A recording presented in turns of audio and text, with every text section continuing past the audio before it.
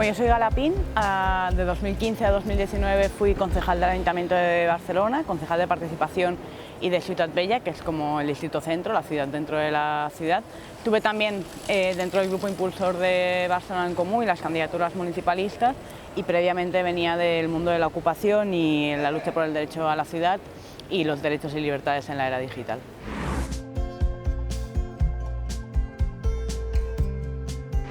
O sea, yo estos 4 años he intentado hacer un esfuerzo, ¿no?, continuamente de qué supone la democracia representativa, en la que se encarnan las candidaturas municipalistas, aunque el municipalismo va más allá de la propia política institucional, ¿no? Y la idea es la democracia representativa, se supone que son diferentes agrupaciones políticas que representan diferentes intereses de la sociedad, y que eso se debate en un espacio que supone que representa la soberanía popular a través de las urnas, ¿no?, donde esos intereses y esos diferentes modelos de ciudad o concepción de la sociedad se contraponen. A la práctica esto, pero no es así. En realidad lo que nos encontramos son partidos que defienden sus propios intereses partidistas y que olvidan ya no, o sea, aparte de defender los intereses de la gente que les ha votado, sino que olvidan también incluso tener un modelo de sociedad o un modelo de ciudad al que ir. Yo creo que además a partir de 2008, antes también, pero tenemos una crisis no solo económica, sino también tenemos una crisis democrática y de legitimidad de las instituciones, donde de alguna manera lo que se cuestiona es el contrato social sobre el cual se ha formado, ¿no?, el sistema en el que vivimos, el sistema capitalista. Y la radicalidad democrática para mí tiene que ver con que en un momento de crisis lo que necesitamos es más y mejor democracia, y eso quiere decir, por un lado, que la gente sea mucho más protagonista, ¿no?, que no tengamos esa clase política distanciada de las necesidades de la gente, y que la democracia, lo que decíamos en el 15M, en el movimiento de los indignados, la democracia no es votar cada 4 años, sino es poder votar sobre cuestiones importantes.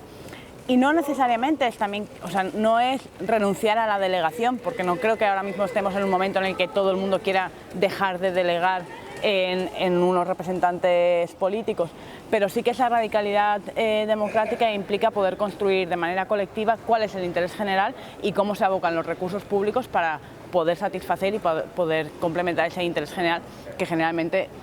va en contra de las dinámicas capitalistas donde están inmersas nuestras ciudades.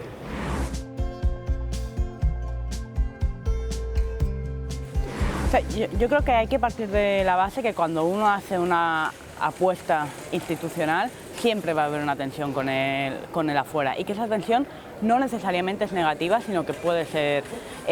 positiva. Entonces, más allá de cómo la hemos construido nosotros, sí que hacer un apunte previo, que es la necesidad de no tenerle miedo al conflicto, ¿no? Cuando uno está en el gobierno, cuando uno está en la institución, sobre todo en el gobierno, intenta que no haya conflictos, intenta eso, que de alguna manera todo esté pacificado, cuando en realidad el conflicto muchas veces lo que permite es que aquellos que no tienen voz, que aquellos que no tienen recursos o aquellos que no tienen la capacidad de influir, llamando a la puerta del despacho del concejal de turno, manifiesten su voz y a la vez también descompensen la balanza, ¿no?, haciendo que los recursos públicos o que los gobiernos municipales tengan que o puedan contemplar un campo de juego donde hay muchos más actores que los actores habituales, ¿no?, que esos actores económicos, esos sujetos legítimos de las ciudades. Entonces, para mí es importante, a la hora de gestionar esa tensión entre el afuera y el adentro, no tenerle miedo al conflicto. Yo creo que nosotros hemos funcionado muy bien cuando los movimientos tenían, por un lado, una agenda de cambio que no se había implementado desde las instituciones, y aquí para mí, por ejemplo, el ejemplo es el movimiento cooperativista, ¿no?, ahí donde el Ayuntamiento de Barcelona no había hecho nada a nivel, o prácticamente nada, a nivel de economía social, solidaria y cooperativista, y lo que hemos hecho desde la institución más bien es implantar la agenda municipal de estos movimientos, con la tensión que se supone también, pero la otra es, para mí sería el ejemplo de los movimientos por el derecho a la vivienda, que tienen una agenda, pero que esa agenda tiene que ver con competencias que no son municipales. Entonces ahí pues hay momentos en los que hay un encuentro y una fusión fácil para hacer reclamos a otras instancias. Hay momentos de tensión, porque a pesar de que tú no tengas competencias, evidentemente si has hecho la apuesta municipalista es porque es la institución más cercana, y eso quiere decir que cuando hay un desahucio a quien se le piden cuentas es al ayuntamiento, y eso genera tensión, pero yo creo que es importante. Aquí sobre todo es importante compartir la complejidad desde los gobiernos, o sea, decir cuáles son los problemas, sin pretender que eso implique que los movimientos sociales asuman esa complejidad o asuman que van a entenderte, o sea, que asumas que entendiéndote van a dejar de manifestarse, eso no va a pasar, pero tienes que poder compartir la complejidad porque hacemos política para transformar la realidad y cuanto más complejo es el diagnóstico que tenemos de la realidad, más fácil o podemos desarrollar herramientas más eficaces y eso es dentro y fuera de la institución, entonces hay que poder compartir esa complejidad. Y luego en otros casos donde había movimientos que no tenían exactamente una agenda, yo creo que aquí ha habido como un intento de poder construirla conjuntamente. Eso siempre con una tensión que no creo que tengamos que resolver, que es necesaria. Y de hecho yo creo que cuando hemos conseguido cosas más potentes ha sido cuando ayuntamiento y movimientos, o sea, gobierno y movimientos teníamos un objetivo común, la regulación del turismo, por ejemplo, y cada uno hemos desarrollado nuestro papel, o sea, cada uno ha desempeñado su función sin subsumir la función del otro, ¿no? Pues eso sería la regulación de los alojamientos turísticos. No se ha detenido el turismo masivo, pero se ha hecho una regulación del crecimiento hotelero en Barcelona que antes no estaba ni siquiera contemplada, ¿no? Yo creo que ahora con el movimiento ecologista también se podrán hacer medidas mucho más valientes que hace 5 o 10 años y no tanto, o no solo porque nosotros estamos en el gobierno, sino porque hay un movimiento que tiene unas exigencias claras y radicales que obligan a reconfigurar el tablero de juego.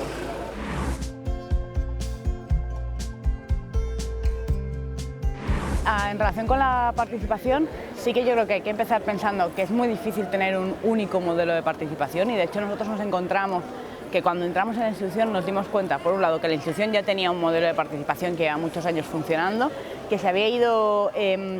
tergiversando, pero que tenía unas bases que se tenían que poder aprovechar, y por otro, que parte del modelo de participación del que partíamos, la gente que veníamos de movimientos, había cosas que no tenía presentes, ¿no? O había comunidades que no tenía presentes, y eso es importante. Entonces, a partir de aquí, nosotros hemos entendido la participación como una cosa que tiene como 3 patas, ¿no? Una es la acción comunitaria, que es aquella acción más a la que la institución le tiene que dar apoyo, pero que se da más en los propios barrios, en las comunidades, que seguramente no es una participación política, pero que lo que permite es dar herramientas, o sea, tener un sistema que haga que nadie se quede atrás, que es, para mí las políticas de participación es súper importante que tú lo que te des cuenta es no quién está más avanzado, o sea, también, pero sobre todo que mires que no hay nadie que se está quedando atrás. La otra que era como la participación más asociativa o asociativa en el sentido de colectivos sin NIF y asociaciones de vecinos clásicas y demás, y luego es la participación más, digamos, de representación política y tienes que articular esos 3 niveles que se dan en la propia institución. Entonces aquí un poco nosotros partimos de la base, una, de que no hay el modelo y el canal, sino que la participación necesita de diferentes canales que permitan que cada uno en su día a día participe de una manera u otra, canales que en la medida de lo posible generen debates colectivos, que no sea una participación individual, y ahí pues por ejemplo la plataforma Decidim Barcelona, que está hecha también con software libre, o sea, con una comunidad de gente que ha desarrollado el código, pero también ha testeado y ha pensado sus funcionalidades, y está hecha justamente para que otras instituciones y otras entidades y otros colectivos lo puedan usar, ese software también para trabajar internamente. Problemas que nos hemos encontrado y que yo creo que se dan en todas partes, también hablando con otros compas de ciudades, ¿no? Una es que cuando tú implementas métodos nuevos para dar voz a otros actores,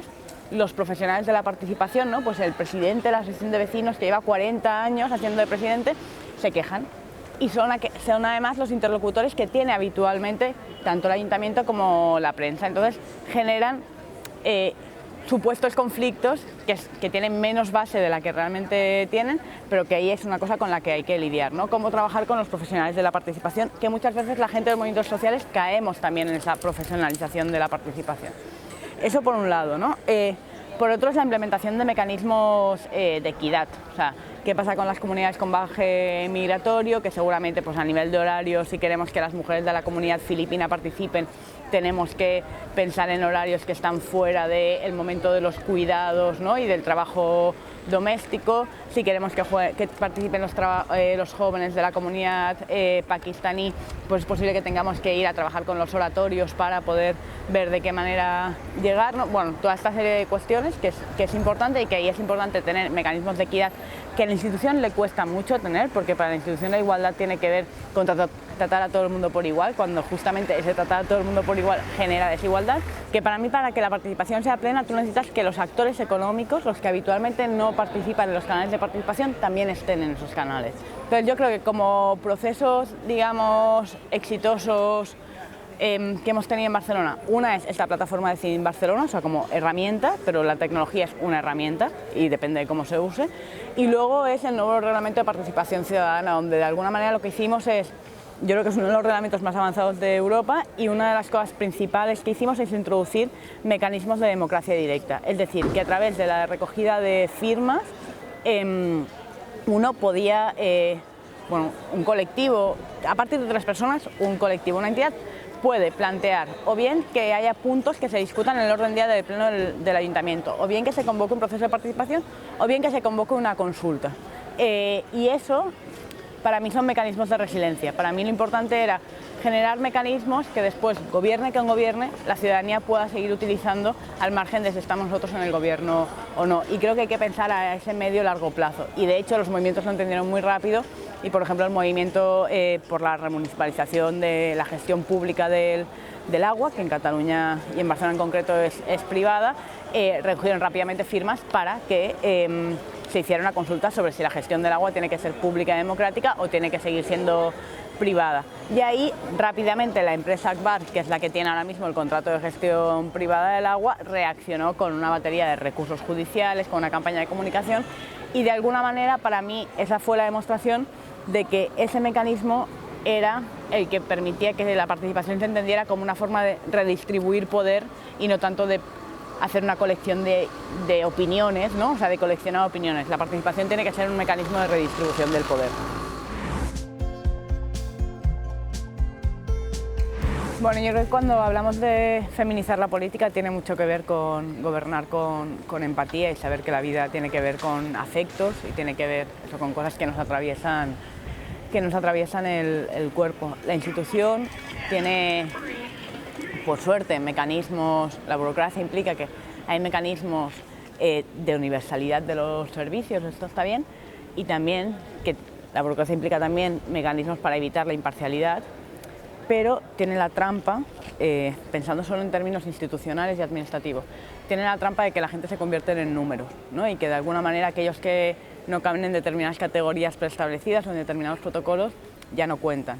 O que, bueno, que te puedes encontrar con funcionarios que piensan que si una familia ingresa 600 euros, una familia de 4 miembros, y tiene que pagar 500 euros de alquiler, si deja de pagar el alquiler es porque no quiere pagar y no porque no puede pagar. Eso por un lado, y luego por el otro, además, la política institucional de partidos implica también que los partidos viven muy en su micromundo y de alguna manera se olvidan también, ¿no? de esa conexión con el afuera. Y luego hay un tercer elemento que yo creo que es importante no perder de vista, que es el personal. Al final, o sea, todos somos humanos y hay una cuestión de la condición humana que tiene que ver con que en esa intensidad emocional que vives también, y intensidad de tensión que vives cada día estando en el gobierno, hay un momento en el que tú también puedes acabar pensando, bueno, esto de esta familia en concreto no es tan importante como esto de otros muchos, o sea, de muchas familias o de un presupuesto grande, ¿no? Y pensar que hay cosas que, bueno, que tienen menos importancia. Y yo creo que si hablamos de feminizar la política y que si hablamos de que la gente sea protagonista, y al final, si gente que no habíamos estado nunca en la política institucional nos planteábamos ir allá, era porque sabíamos que las decisiones que toman los políticos condicionan nuestras vidas y que cada vida cuenta. Y en ese sentido, ser empático implica tener la capacidad de ver, de mirar esa realidad que tienes delante tuyo a cada instante, a pesar del cansancio, a pesar de las peleas partidistas y a pesar de las dinámicas burocráticas. Y yo creo que al final quiere decir poner la vida en el centro de la política pública y de la institución.